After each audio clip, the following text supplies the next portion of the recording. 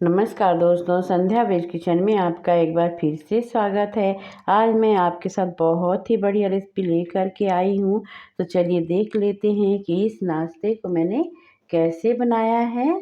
तो फ्रेंड्स, आज मैं जो रेसिपी बनाने जा रही हूँ उसमें हमें सिर्फ एक आलू और एक प्याज की ज़रूरत है। सिर्फ एक आलू और एक प्याज से बहुत ही टेस्टी और ढेर सारा नाश्ता बना करके तैयार करूँगी। तो चलिए देख लेते हैं कि इस नाश्ते को मैंने कैसे बनाया है। तो सबसे पहले हम आलू को छील लेंगे और प्याज को भी छील करके काट लेते हैं, फिर आपसे मिलते हैं। तो ये लीजिए, आलू को भी हमने इस तरीके से काट लिया है और अच्छी तरीके से धो लिया है और प्याज को भी इस तरीके से रफली चॉप कर लिया है। तो चलिए चलते हैं आगे की प्रोसेस में। तो अब हमें ले लेना है एक मिक्सी का जार और उसमें डाल देना है इस तरीके से आलूओं को। तो पानी बिल्कुल भी नहीं होना चाहिए। या आप देख सकते हैं कि जो भी पानी है तो इसी में रह गया है। पानी हमें बिल्कुल भी इसमें नहीं डालना है। और अब इसमें हमें प्याज को डाल देना है। एक हरी मिर्च डाल देंगे। तो मिर्ची आप अपने हिसाब से कम ज़्यादा कर सकते हैं। जितना तीखा आपको बनाना है आप उसके हिसाब से मिर्ची ले सकते हैं। और इसमें इस तरीके से ढक्कन लगा करके इसे हम अच्छी तरीके से पीस लेंगे। तो ये लीजिए, आलू और प्याज को हमने अच्छी तरीके से पीस लिया है। ये आप देख सकते हैं। बिल्कुल आपको इसका फाइन पेस्ट बनाना है। इस तरीके से गांठी गुठली इसमें बिल्कुल भी नहीं होने चाहिए। अब कढ़ाई में हमने थोड़ा सा तेल डाल करके और गैस पे इसे चढ़ा दिया है। जैसे ही तेल हल्का सा गर्म हो जाएगा तो इसमें हमें डाल देना है आधा चम्मच अजवाइन। और अजवाइन को डालने के बाद हमें थोड़ा सा इसे इस तरीके से हिला लेना है। और अब इसमें हमें आलू और प्याज वाला मिश्रण डाल देना है इस तरीके से और इसे इस तरीके से चला लेंगे। गैस की फ्लेम को थोड़ा धीरे कर देंगे। जब हमने इसमें डाला था तो गैस की फ्लेम को थोड़ा तेज़ी रखा था। तो आलू और प्याज के मिश्रण को हमें धीमी आंच पे अच्छी तरीके से गाढ़ा करने तक पका लेना है इस तरीके से। और थोड़ा सा हमारा लग गया था कढ़ाई में, मतलब चिपक गया था, तो हमने थोड़ा सा तेल इसमें और डाला है और तेल डाल करके इसे अच्छी तरीके से मिक्स कर लिया। तो अगर आपका भी मिश्रण चिपक रहा है तो थोड़ा तेल और डाल दीजिएगा। पहले हमने आधा चम्मच तेल डाला था और आधा चम्मच के करीब फिर से डाल दिया था, बस इससे ज़्यादा नहीं डाला था। और अब इसमें हम डाल देंगे कुछ सूखे मसाले। तो जिसमें मैं डाल रही हूँ 1/4 चम्मच हल्दी पाउडर, 1/4 चम्मच गरम मसाला, 1/3 चम्मच कलौंजी, आधा चम्मच नमक और आधा चम्मच सफ़ेद तिल। और इन सबको हमें अच्छे से इस तरीके से भून लेना है। अगर आपके पास सफ़ेद तिल है तो ज़रूर डालिए। ठंडियों में बहुत ही बढ़िया रहता है सफ़ेद तिल। कैल्शियम रहता है इसमें और आपके घुटनों दर्द, कमर दर्द सबके लिए बहुत ज़्यादा फ़ायदा करता है। तो अगर आपके पास है सफ़ेद तिल तो ज़रूर डालिए। क्योंकि अगर हम ऐसे तो खाते नहीं हैं, तो हम किसी चीज़ में डाल कर के खाएँ, जैसे नाश्ता है या फिर रोटी में भी डाल लीजिए, आटे में डाल लीजिए। मैं कभी कभार पराठे बनाती हूँ, रोटी बनाती हूँ ना, तो आटे में भी डाल लेती हूँ सफ़ेद तिल। ये सबको बहुत ज़्यादा पसंद भी आता है और टेस्टी भी लगता है और फ़ायदा भी करता है। बहुत सारे इसके फ़ायदे हैं। जब सारी सामग्री इसमें अच्छी तरीके से मिल जाएगी तब इसमें हमें डाल देना है, इस कटोरी से हमने नापा है आधा कटोरी पानी। और गैस की फ्लेम को हमने धीरे ही रखा है और इसे अच्छी तरीके से इस तरीके से मिक्स कर लेंगे ताकि पानी में अच्छे से हमारे आलू प्याज का मिश्रण मिल जाए। सॉरी, ये जिस कटोरी से हमने पानी लिया था तो आधा कटोरी हमने पानी लिया था, उसी कटोरी से हमने 1 कटोरी सूजी ली है। और उस टाइम पे कैमरा चालू करना भूल गई थी, तो इसलिए मैं आपको बता दे रही हूँ अब। और इसे अच्छी तरीके से मिक्स कर लेना है।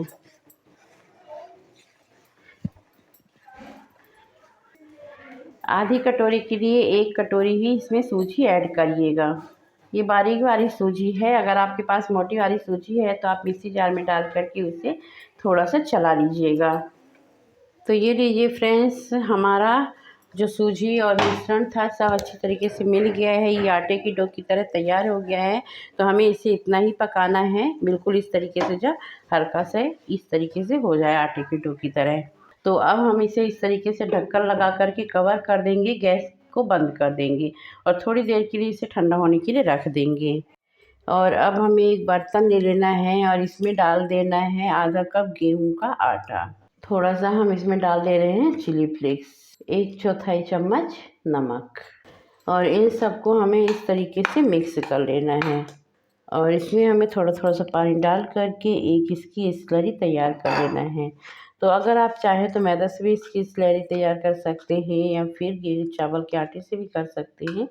मैं सादा सिंपल गेहूँ के आटे से कर रही हूँ। तो ये लीजिए फ्रेंड्स, हमारी स्लरी बन करके तैयार हो गई है। तो आपको इतना ही पतला रखना है, इससे ज़्यादा पतला ना रखिए और ना ही इससे ज़्यादा गाढ़ा करिएगा। ये आप देख पा रहे होंगे वीडियो में। बस इस तरीके से आपको इसकी स्लरी बनानी है। तो चलिए इसे रख देते हैं साइड में और चलते हैं आगे की प्रोसेस में। तो ये जो हमने मटेरियल बना कर के रखा था ये ठंडा हो गया है, इस तरीके से हाथों से छूने लायक हो गया है। तो इसमें पानी वगैरह आपको कुछ भी नहीं डालना है, बस इसे एक बार अच्छे से मसल लीजिए हाथों से। तो ये लीजिए, ये बिल्कुल चिकना हो गया है। इस तरीके से हमने इसे हल्का सा इस तरीके से मसल करके और चिकना कर लिया है, ये आप देख पा रहे होंगे। तो अब इसकी हमें 2 लोइयाँ बनानी हैं, इसके 2 भाग करने हैं इस तरीके से।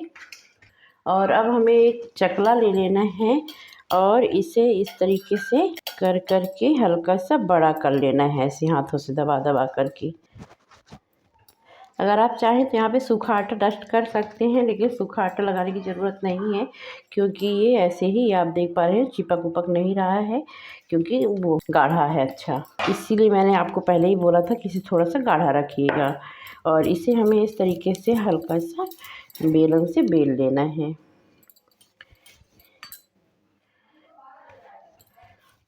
इस तरीके से बेलन से बेल लीजिए। तो इसे ज़्यादा पतला नहीं करना है। और इस तरीके से अगर आपके पास कोई ढक्कन है तो वो ले लीजिए आप, और हमें इस तरीके से इसे कर देना है, इस तरीके से। ये हमारे पास हींग का ढक्कन था, थोड़ा बड़ा वाला है। अगर आपके पास छोटा है तो वो भी चल जाएगा, कोई दिक्कत नहीं, आप उससे भी बना सकते हैं। और ये जो आटा बचा हुआ है तो फिर से हम इसी को इसी तरीके से करके बेल लेंगे। तो ये लीजिए, इस तरीके से हमने सारे नाश्ते को बना करके और तैयार कर लिया है। अब चलिए चलते हैं इसको तलने के प्रोसेस में। तो हम एक बार इस तरीके से अपनी स्लरी को चला लेंगे और इसके बाद नाश्ते को हमें इस तरीके से एक एक करके डालते जाना है और इसे कढ़ाई में डाल देंगे। तो इस तरीके से हमें इसे डालते जाना है। तो फ्रेंड्स, ये वाला नाश्ता बहुत ही ज़्यादा टेस्टी लगता है और इसकी ख़ास बात ये है कि ये ठंडा होने के बाद भी अच्छा लगता है। और अगर आप चाहें तो सारे नाश्ते को ना करें, इसे फ्रिज में रख दें और फिर जब खाना हो तो गरम गरम आप इसे तल सकते हैं। तो ये लीजिए, हमारा सारा नाश्ता पक कर के तैयार हो गया है। तो इसे हम निकाल लेते हैं।